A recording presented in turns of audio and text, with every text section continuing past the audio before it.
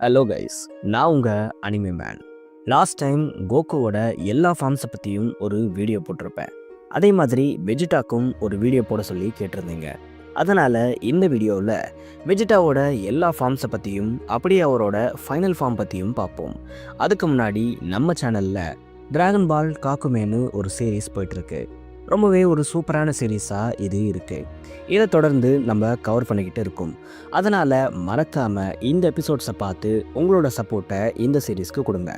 Playlist லிங்கை டிஸ்கிரிப்ஷன்லையும் என்ஸ்க்ரீன்லையும் add பண்ணுறேன். ரொம்ப பேசாமல் கதைக்குள்ளே போகலாம். வெஜிடா டிராகன் பால் சீரீஸில் ரொம்பவே முக்கியமான ஒரு கேரக்டராக இருக்கார். கோகுக்கு எவ்வளோ ஃபேன் பேஸ் இருக்காங்களோ அதே அளவுக்கு வெஜிடாக்கும் இருக்காங்க. ஆரம்பத்தில் இவரை செம்ம ஓவர் பவர்டாக காட்டியிருப்பாங்க. கோகுலாம் இவர் கிட்ட கூட வர முடியாது. அந்தளவுக்கு ஒரு பவர்ஸ் வெஜிடாக்கு இருந்திருக்கும். பட் நாளாக கோகு வெஜிடாவோட கேட்சப் பண்ணியிருப்பார். ஒரு கட்டத்தில் வெஜிடாவை விட பவர்ஃபுல்லாக மாறி இருப்பார். இப்போது கோகு தான் வெஜிடாவை விட பவர்ஃபுல்லாக இருக்காருன்னு ஃபேன்ஸ் சொல்கிறாங்க. பட் சீரீஸில் அப்படி தான் சொல்லப்பட்டிருக்கான்னா கண்டிப்பாக இல்லை. வெஜிடாவும் கோகுவை நிறைய இடத்துல சர்பாஸ் பண்ணி இருக்காரு. இவங்க ரெண்டு பேருக்குள்ளேயும் ஒரு நெவர் எண்டிங் காம்படிஷன் போய்கிட்டே தான் இருக்குது. இப்போ இந்த காம்படிஷனில் யார் வின் பண்ணா, வெஜிடா கோகுவை எந்தெந்த இடத்துலலாம் சர்பாஸ் பண்ணாருன்னு அடுத்தடுத்து பார்ப்போம். வெஜிடா பேஸ் ஃபார்ம் இதுதான் வெஜிடாவோட வீக்கஸ்ட் ஃபார்மாக இருக்குது. ஆனால் இவரோட வீக்கஸ்ட் ஃபார்மே செம்ம ஓவர் பவர்டாக தான் இருக்கும். ஏன்னா இவருக்கு இந்த ஃபார்மில் அவ்வளோ சீக்கிரம் எனர்ஜி ட்ரெயின் ஆகாதான். இதனால் பேஸ் ஃபார்மை கம்பேர் பண்ணால் இவரோட பேஸ் ஃபார்ம் தான் கோகுவோடதை விட சுப்பீரியராக இருக்குது. ஆனால் வெஜிடா இந்த ஃபார்ம் போதும்னு நினைக்கல. இன்னும் அதிக பவர்ஸை அப்டைன் பண்ண அவர் அதிகமான ட்ரைனிங்கை எடுத்தார். இவரோட பவர்ஸை இன்னும் இன்க்ரீஸ் பண்ண வேறு என்னென்ன மாதிரியான ரூட்ஸ் எல்லாம் இருக்கும்னு தேடிக்கிட்டே இருந்தார். ஆனால் இவரோட பேஸ் ஃபார்மை பார்த்தே பல எர்த்லிங்ஸ் பயந்தாங்க. எர்த் ஃபைட்டர்ஸ் எல்லாம் பேஸ் ஃபார்ம் வெஜிடாக்கு முன்னாடி நிற்கவே முடியாது. அவ்வளோ பவர்ஸ் இந்த பேஸ் ஃபார்முக்கு இருக்குது. அப்படி என்ன பவர்ஸ் இவருக்கு பேஸ் ஃபார்மில் இருந்துச்சுன்னு பார்ப்போம். Super human strength, speed, agility, reflexes, durability, endurance, stamina, healing, flight, energy sensing, energy projection, energy அப்சார்ப்ஷன்னு ஏகப்பட்ட டெக்னிக்ஸ் வெறும் பேஸ் ஃபார்ம்லேயே வெஜிடாக்கு இருந்துச்சு. ஆனால் கோகு அவரோட ட்ரைனிங்னால் ஒரு கட்டத்தில் பவர்ஃபுல்லாக மாறினார். இதனால் வெஜிடாவும் கோகுக்கு டஃப் கொடுக்க ஒரு ஃபார்மை எடுத்தார். அதுதான் உசாரு ஃபார்ம். இந்த ஒரு ஃபார்ம் வெஜிடாவோட பேஸ் ஃபார்மை விட பவர்ஃபுல்லாக இருக்கும். இந்த ஃபார்மில் கம்ப்ளீட்டாக யூசர்ஸ் அவங்களோட மைண்டை லாஸ் பண்ணிடுவாங்க. அவங்க இன்ஸ்டிங்க்ட் என்ன சொல்லுதோ அதை தான் கேட்பாங்க. வழியில் என்ன வந்தாலும் அதை அழிச்சிட்டு போய்கிட்டே இருப்பாங்க. இந்த ஃபார்மை கோகு உட்பட நிறைய சேயன்ஸாலையும் எடுக்க முடியும். ஆனால் அவங்களாம் இன்னும் மோசமாக கிட்டத்தட்ட ஒரு ரேஜ் அனிமல்ஸ் மாதிரி தான் பிஹேவ் பண்ணுவாங்க. பெரும்பாலான சேன் ஸ்பீஷீஸ்க்கு அவங்களோட உசாரு ஃபார்மையே கண்ட்ரோல் பண்ண தெரியாது. பட் வெஜிடாக்கு அப்படி இல்லை. வெஜிடா ஒரு எலிட் சேன்கிறதால அவரால் அவரோட உசாரு ஃபார்மை கண்ட்ரோல் பண்ண முடியும். இதனால் வெஜிடாக்கு இது ஒரு மிகப்பெரிய டூலாக இருக்கும். பேட்டிலில் most of the time Vegeta இந்த ஃபார்மை யூஸ் பண்ணால் வின் பண்ணிடுவார்.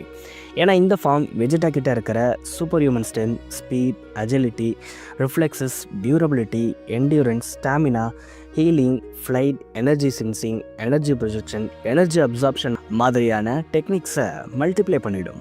இப்படி ஆகிறதால இதோட பவர்ஸ் நார்மல் டைமை விட பல மடங்கு அதிகமாக இருக்கும். ஆனால் இந்த ஃபார்முக்கும் ஒரு பெரிய வீக்னஸ் இருக்குது. ஆமாம், வெஜிடாவோட டெய்லை கட் பண்ணிட்டா இந்த ஃபார்ம் காணாமல் போயிடும். இந்த டெய்லை கட் பண்ணுறதும் அவ்வளோ கஷ்டமான வேலைலாம் இல்லை. ரொம்ப ஈஸியாகவே யாச்சிரோவி இதை கட் பண்ணி சீரீஸில் நம்ம பார்த்துருப்போம்.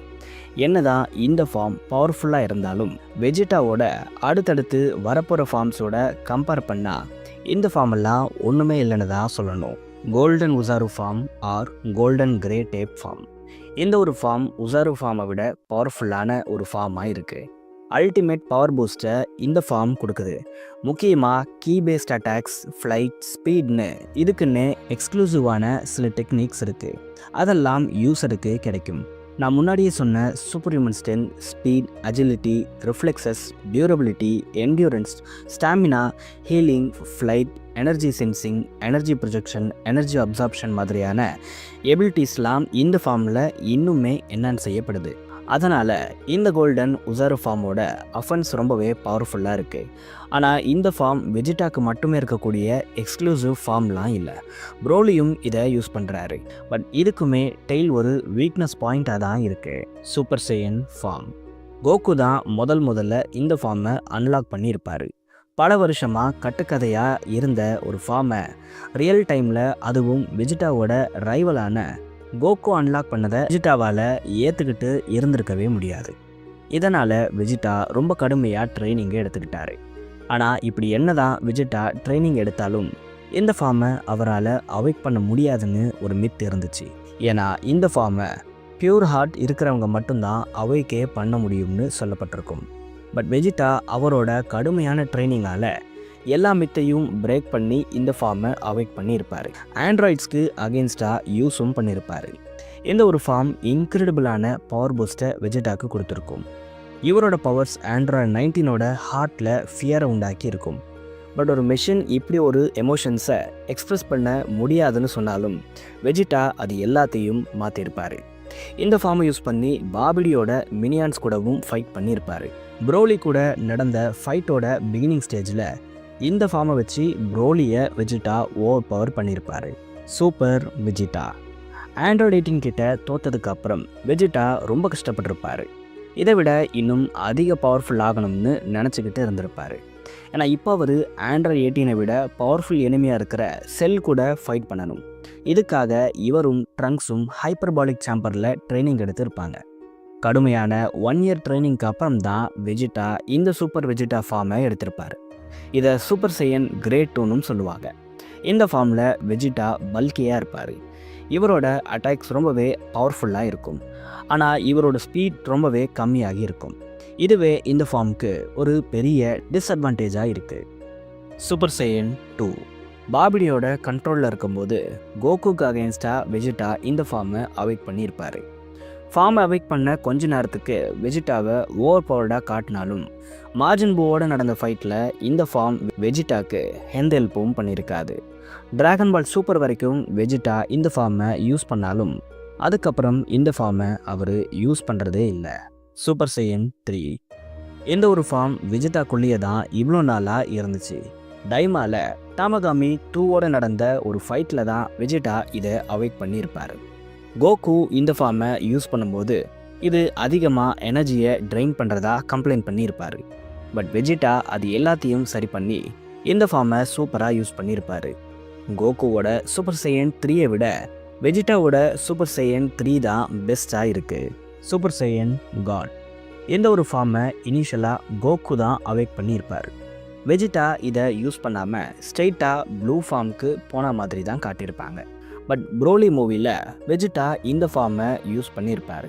ஆனால் கோகு அளவுக்கு வெஜிடா இந்த ஃபார்மை அதிகமாக யூஸ் பண்ணலை. இது அவ்வளோ பவர்ஃபுல்லாகவும் இல்லை. Super Saiyan blue. Dragon ball சீரீஸோட மோஸ்ட் ஐகானிக்கான வில்லனான ஃப்ரீஸா ரிட்டர்ன் ஆகியிருப்பார். கோல்டன் ஃபார்மால் ஃப்ரீஸா முன்னே இருந்ததை விட பவர்ஃபுல்லாக மாறியிருப்பார்.